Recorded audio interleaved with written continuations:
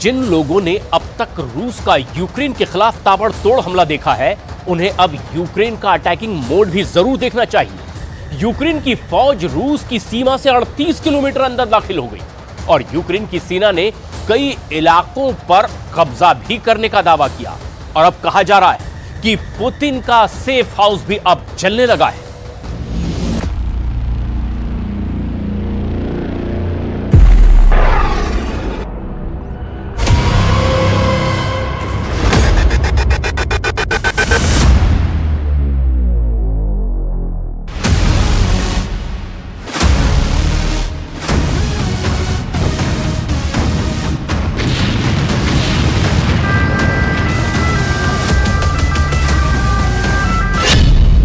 द्वितीय विश्व युद्ध के बाद रूस पर सबसे बड़ा आक्रमण।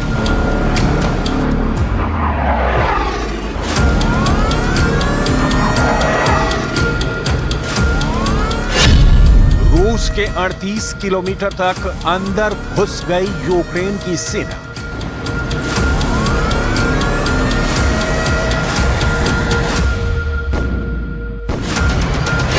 यूक्रेन के 1000 से ज्यादा सैनिक, 20 बख्तरबंद गाड़ियां और 11 टैंक रूस में मौजूद।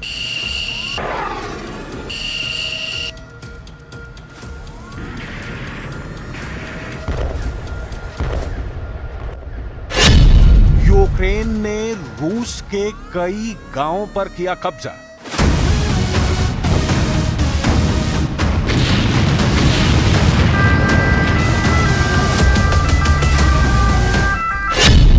के न्यूक्लियर केंद्र पर मंडरा रहा है खतरा।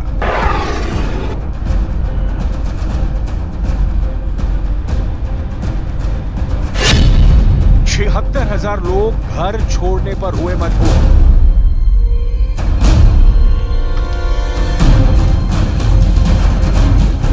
पुतिन को लगवानी पड़ गई इमरजेंसी।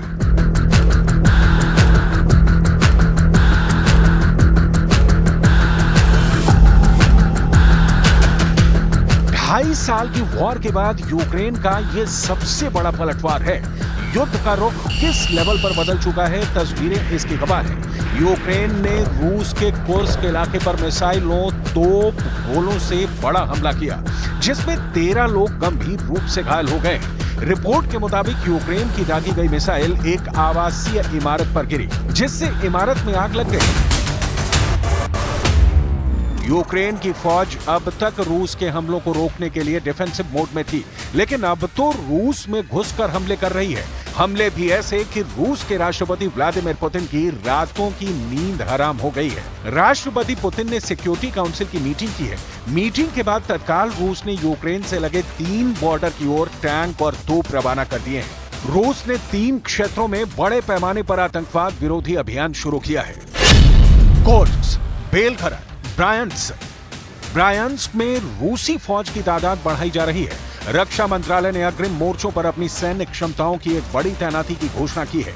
सैनिकों की आपातकालीन तैनाती के बावजूद मंत्रालय का दावा है कि उन्होंने अब यूक्रेन को रूसी भूमि में बढ़ने से रोक दिया है। रूस ने इसे फाइट अगेंस्ट टेररिज्म का नाम दिया है, जबकि यूक्रेन इसे दुश्मन के घर में घुसकर मारने की कार्रवाई बता रहा है। सुनिए यूक्रेन के राष्ट्रपति वोलोदिमीर ज़ेलेंस्की ने क्या कहा है। І сьогодні кілька разів вже доповідав головком Сирський щодо фронту та наших дій і витисканню війни на територію агресора. Дякую кожному нашому підрозділу Сил оборони, які це забезпечують. Україна доводить, що дійсно вміє повертати справедливість та гарантує саме такий тиск, який потрібен, тиск на агресора. युद्ध में अब तक हमलावर रूस बैकफुट पर तो दिख रहा है, लेकिन ऐसा भी नहीं है कि यूक्रेन के खिलाफ रूस के हमले कमजोर और कम हो गए हैं। आपको आगे दिखाएंगे कि कैसे रूस की सेना ने यूक्रेन पर ताजा हमले किए हैं, जिसने यूक्रेन में नया जलजला पैदा कर दिया है। उसके पहले देखिए यूक्रेन की रूस के खिलाफ हमले की कैसी खतरनाक योजना है। रूस के कुर्स्क इलाके में भीषण युद्ध छिड़ गया है। हमले से हैरान पुतिन की सेना यूक्रेनी हमले को रोकने के लिए हर कोशिश कर रही है। रूस को यूक्रेन पर कब्जा करने से ज्यादा अब अपनी जमीन को वापस हासिल करने के लिए संघर्ष करना पड़ रहा है। बताया जा रहा है कि यूक्रेन की सेना पिछले 4 दिनों से लगातार हमला कर रही है।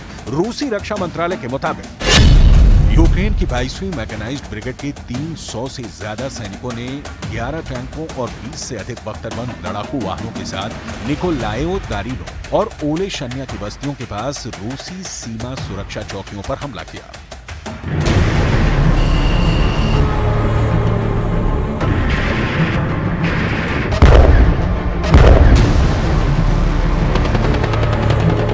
रूसी सीमा को तोड़कर पहुंचे यूक्रेन के सैनिकों ने यहां जमकर तबाही मचाई है।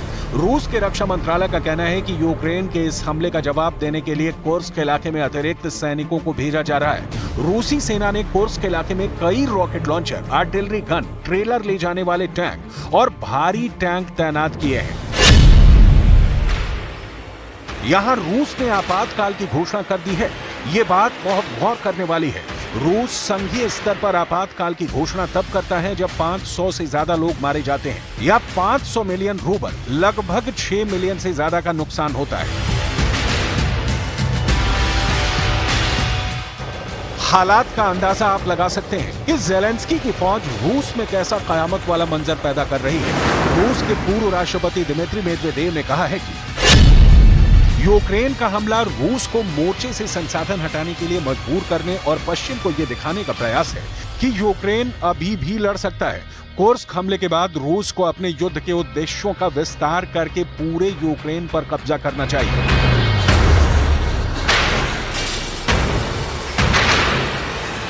अपनी ही जमीन पर यूक्रेन की सेना को आगे बढ़ने से रोकने के लिए रूस की फौज बेहद खतरनाक इस्कंदर मिसाइलें फायर कर रही है।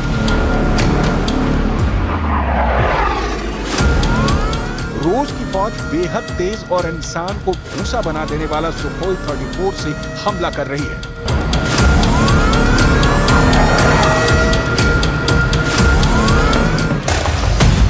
यूक्रेन की ओर से ऐसे हमलों की आशंका पुतिन को कतई नहीं होगी। ना ही इस स्तर पर रूस तैयार था, लिहाजा बड़े नुकसान की गारंटी कही जा रही है। रूस की बौखलाहट स्वाभाविक है क्योंकि यूक्रेन रूस की जिन जगहों को टारगेट कर रहा है उससे थोड़ी दूर परमाणु संयंत्र है। ये पावर प्लांट सुदजा शहर से करीब 60 किलोमीटर दूर उत्तर पूर्व में स्थित है। ये पावर प्लांट रूस के सबसे बड़े परमाणु संयंत्रों में से एक है। यूक्रेन की कार्रवाइयों से परमाणु संयंत्र को भारी खतरा पैदा हो गया है। संयुक्त राष्ट्र की परमाणु एजेंसी ने रूस और यूक्रेन दोनों से ही हर संभव सब्र बरतने की अपील की है। अंतर्राष्ट्रीय परमाणु ऊर्जा एजेंसी यानी IAEA के प्रमुख राफेल ग्रॉसी ने कहा है कि परमाणु हादसे को रोकने के प्रयास किए जाने चाहिए। परमाणु हादसा होने के गंभीर परिणाम हो सकते हैं। कुर्स्क क्षेत्र में यूक्रेन की आक्रामक कार्रवाई को अब 5 दिन हो गए हैं। यूक्रेन के सैनिकों के दावे का एक वीडियो भी सामने आया है जिसमें रूसी कंपनी गैज़प्रोम के गैस फैसिलिटी पर कब्जे का दावा किया गया है। ये सुदजा शहर के उत्तर पश्चिम में यूक्रेन की सीमा से करीब 7 किलोमीटर दूर स्थित है।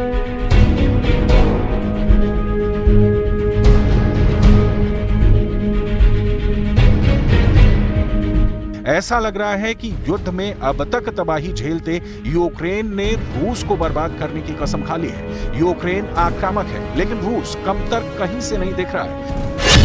रूस ने यूक्रेन पर किया हवाई स्ट्राइक, राजधानी कीव में मिसाइल अटैक का अलर्ट।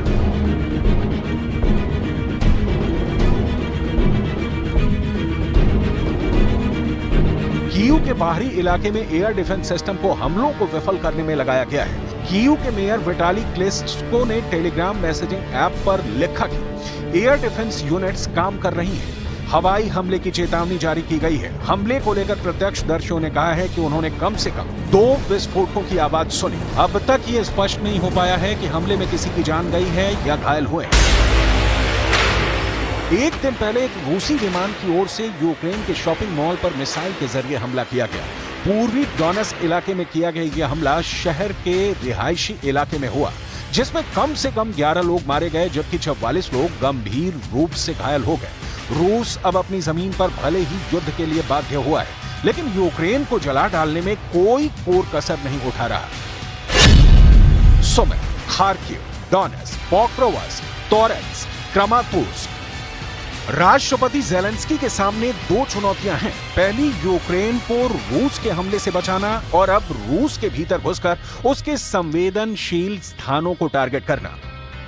Перш за все, відзначу за цей тиждень усіх наших воїнів, бойові бригади, які дійсно результативно захищають нашу державу, знищують окупанта.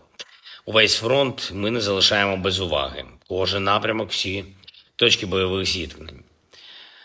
Сумщина, Харківщина, всі напрямки на Донеччині. Зокрема, найбільш жорсткі – Покровський, Торецький, Краматорський і південь нашої держави. Всюди є за що подякувати українським воїнам.